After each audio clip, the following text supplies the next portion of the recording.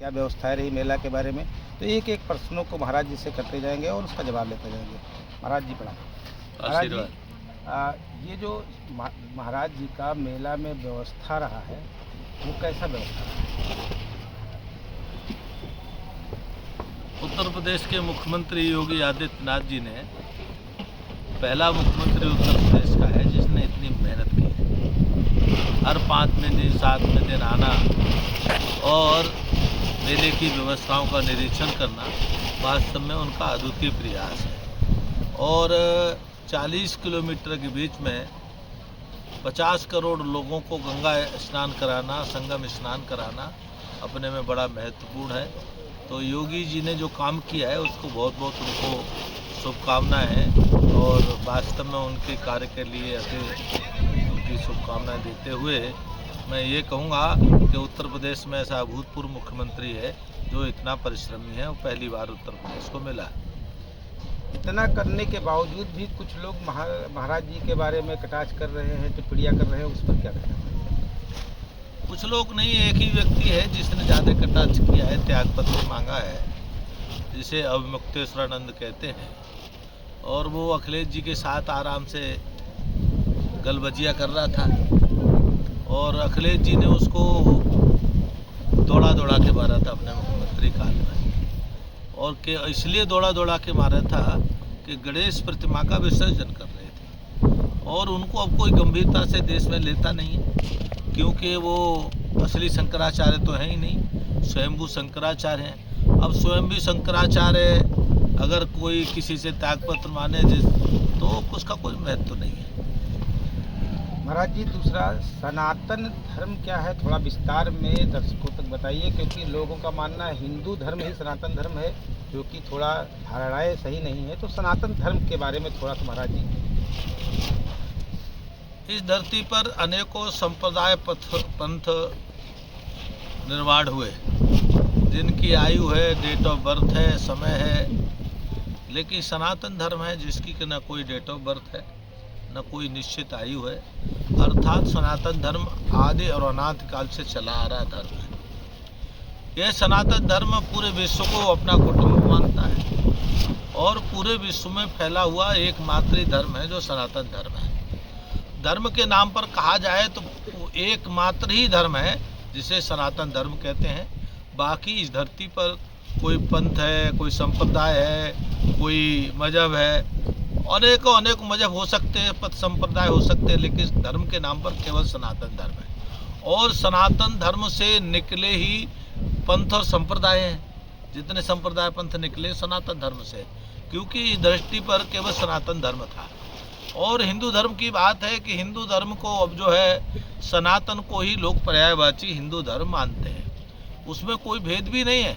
और हिंदू धर्म के बारे में भी भारत के सुप्रीम कोर्ट ने कहा है कि वास्तव में हिंदू धर्म नहीं है, ये मानवीय जीवन की कला है। और सनातन धर्म भी मानवता को इस धरती पर कैसे जिया जा सकता है, इस धरती पर विश्व की शांति कैसे रखी जा सकती है, विश्व की मानवता को कैसे सुरक्षित रखा जा सकता है, यह केवल सनातन धर्म ही आदर्श है और सनातन धर्म ही हमको सिखाता है। तो वास्तव में धर्म के नाम पर तो केवल एक सनातन धर्म ही है, बाकी सब मजहब और संप्रदाय है। त्रिवेणी स्नान का महत्व महाराज जी क्या है? हमारे देश में अनेकों तीर्थ हैं, तो सामान्य रूप से कहा जाता है हम कोई भी धार्मिक अनुष्ठान या आध्यात्म की ऊंचाई को पहुंचने के लिए भारत के या इस पृथ्वी के किसी कोने पर बैठते हैं, कोई करते हैं, तो वो एक ही माना जाता है। लेकिन वही काम हम तीर्थ पे करते हैं तो सहस्त्र गुना बढ़ जाता है, हजारों गुना बढ़ जाता है। और तीर्थों का राजा प्रयागराज है तो इसकी ऊर्जा और सहस्त्रों गुना बढ़ जाती है, क्योंकि तीर्थों का राजा प्रयागराज बोला जाता है। और प्रयागराज पे भी महाकुंभ लगा हो, जो 12 साल बाद 144 साल बाद आता है, विशेष मुहूर्त में आया हुआ ये महाकुंभ, और उसमें भी तीर्थों के राजा प्रयागराज में संगम में स्नान और संगम के आसपास रह कर के अनुष्ठान करना, आध्यात्मिक साधना करना, यह वास्तव में अपने सर्वश्रेष्ठ है। यह अमृत काल का अवसर होता है जिसके जीव की दिशा और दशा दोनों बदलता है। जीव का स्वभाव बदलता है, जीव की अध्यात्म के प्रति रुचि बढ़ाता है। ऐसे अनेकों साधन सहज रूप से, सरल रूप से यहाँ प्राप्त होते हैं। इसीलिए तीर्थराज प्रयाग के संगम का विशेष महत्व है। अभी चूँकि यहाँ पर भीड़ ज़्यादा होने के कारण बहुत से ऐसे श्रद्धालु हैं जो त्रिवेणी में स्नान करने नहीं आ पाए हैं। लगातार अभी भीड़ बढ़ती जा रही है, रोज़ का रोज़ हर जगह भीड़ों का मार बढ़ता जा रहा है। और जो लोग त्रिवेणी में अभी तक स्नान नहीं करने पाए हुए हैं, वो अगर अब स्नान करने आते हैं तो उनको क्या वो फल प्राप्त होगा जिन्होंने शाही स्नान या पर्व के स्नान किया? कुंभ का एक काल होता है और कुंभ का मुहूर्त जो है 26 फरवरी तक निश्चित है। और 26 फरवरी तक जो भी स्नान करेगा वह किसी भी विशेष मुहूर्त में भी स्नान वही है और ये भी स्नान वही होगा। और यहाँ तक मान्यता है कि संगम का ये जल ले जा कर के भी स्नान करेगा तो वह भी उसको पुण्य मिलेगा। अर्थात 26 और शिवरात्रि तक महाकुंभ का मुहूर्त है और उस समय कोई भी आसानी से स्नान कर सकता है। बीच में थोड़ा सा आना जाना लोगों का अवरुद्ध हुआ और उसका कारण था कि 29 तारीख को मौनी अमावस्या को दुर्घटना हो गई। और दुर्घटना होने के कारण से पूरे भारत में भय व्याप्त हो गया कि पता नहीं क्या स्थिति बनेगी, व्यवस्था होगी कि नहीं होगी। लेकिन योगी जी सरकार ने बखूबी से व्यवस्था को संभाला और स्नान को सहज और सरल रूप से कराया। और शाही स्नान भी उसके बाद हुआ, अमृत स्नान जिसे कहते हैं। कोई दुर्घटना नहीं हो पाई। तो वास्तव में योगी की कुशलता के लिए, उनकी दक्षता के लिए पुनः उसने शुभकामनाएं देता हूँ कि भगवान उनको शक्ति दे, सामर्थ्य दे। और ये जो स्नान है जिनका रह गया है वो चाहें तो 26 फरवरी तक आकर स्नान कर सकते हैं और कुंभ का पुण्य प्राप्त कर सकते हैं।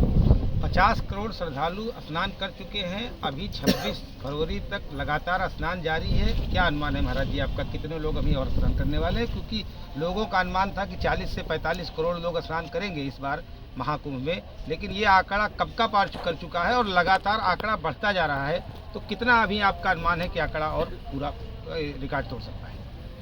पूरे विश्व का महाकुंभ का पर्व और इसमें स्नान और इसमें लोगों का यहाँ पर कल्पवास करना, वास्तव में 50 करोड़ लोग करना ये बड़े में अद्भुत बात है। और विश्व की समरसता और एकात्मता और आध्यात्मता की ऊंचाइयों को पहुँचने के लिए ये उत्तम सुलभ, पूरे विश्व में ऐसा कहीं कोई कार्यक्रम होता नहीं। और 50 करोड़ क्या है, और 10-5 करोड़ भी हो सकते हैं, कोई बड़ी बात नहीं है। क्योंकि स्नान में भी 10-12 दिन हैं। तो मैं तो शुभकामनाएं देता हूं अधिक से अधिक लोग करें और 10-5 करोड़ लोग कम से कम अभी और स्नान कर सकते हैं। वैसे तो पूरे विश्व में 50 करोड़ बहुत सारे देशों की आबादी भी नहीं है, लेकिन 40 किलोमीटर में 50 करोड़ लोग स्नान करना यही अपने में अद्भुत चमत्कार है। लेकिन 10-5 करोड़ लोग और स्नान करेंगे तो ये विशेष बात है। महाराज जी का भी कहना है कि 25 करोड़ उत्तर प्रदेश वाली जनसंख्या में 50 करोड़ लोग स्नान करके जा चुके हैं। महाराज जी की जो व्यवस्थाएं रही हैं स्नान कराने में, 10 में महाराज जी कितना नंबर आप देना चाहेंगे योगी जी? नहीं, नंबर तो आप कितना ही दे लीजिए।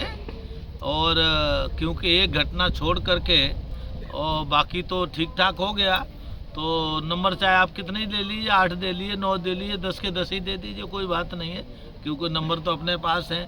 लेकिन हाँ, योगी जी की मेहनत की जितनी सराहना की जाए उतनी कम है। उन्होंने बहुत मेहनत की, लेकिन 1-2 मेला अधिकारी ने उनके साथ धोखा किया, विश्वासघात किया। अगर मेला अधिकारी विश्वासघात नहीं करता तो 29 तारीख की भी दुर्घटना नहीं होती। और वास्तव में उसके बाद उन्होंने गंभीरता रूप से अनेक प्रशासनिक अधिकारी लगाए और लखनऊ से प्रशासनिक अनुभवी अधिकारी आए, तो इसके कारण से सफलता हुई और उन्हें 9 अंक देने में कोई दिक्कत नहीं है। जिन्होंने ये काम किया है मौनी अमावस्या के दिन जिस अधिकारी ने, क्या उन पर कड़ी कार्रवाई होगी? आपके द्वारा मैं एक बात कहूँगा, इस बार का मेला अधिकारी घोर लापरवाह, कर्महीन, भ्रष्टाचारी मेला अधिकारी था।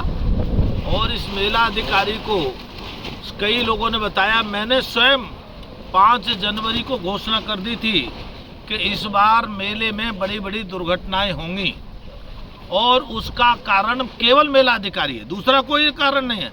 तो मेला अधिकारी के खिलाफ तो हत्याओं के मुकदमे दर्ज करना चाहिए, उसको तत्काल जेल भेजना चाहिए मेला अधिकारी को, और उसकी सीबीआई जांच करानी चाहिए।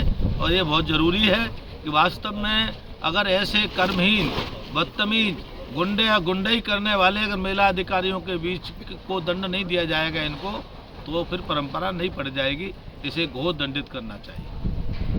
अभी महाराज जी मैंने एक दिल्ली का वायरल वीडियो देखा, उसमें एक श्रद्धालु था, वो ये डिमांड कर रहा था कि महाराज जी को महीने में 1 दिन के लिए भी प्रशासन व्यवस्था अगर दिल्ली की दे दी जाए, तो चूँकि दिल्ली की जनसंख्या इतनी ज़्यादा है नहीं, तो दिल्ली के अंदर भी उत्तर प्रदेश जैसा शासन लागू हो जाएगा। इस पर आपका कुछ कहना है? नहीं, दिल्ली का क्यों करना चाहते हो आप पूरे देश के दिल्ली की राजधानी के प्रधानमंत्री बना दो। मोदी जी जो है अब बुढ़ापे की तरफ हो गए, 75 वर्ष के होने गए, 1 साल बाद हो जाएंगे, तो 1 साल पहले ही उनको प्रधानमंत्री बना देने में क्या दिक्कत है। तो वो दिल्ली भी देखेंगे, यूपी भी देखेंगे, पूरा देश भी देखेंगे, तो उन्हें बिना विलम्ब करे देश का प्रधानमंत्री बना देना चाहिए। सर्वे में तो हर एक 10 में 9 व्यक्ति है वो यही कह रहा है कि इस देश के प्रधानमंत्री के पद के लिए योगी जी सबसे उपयुक्त हैं।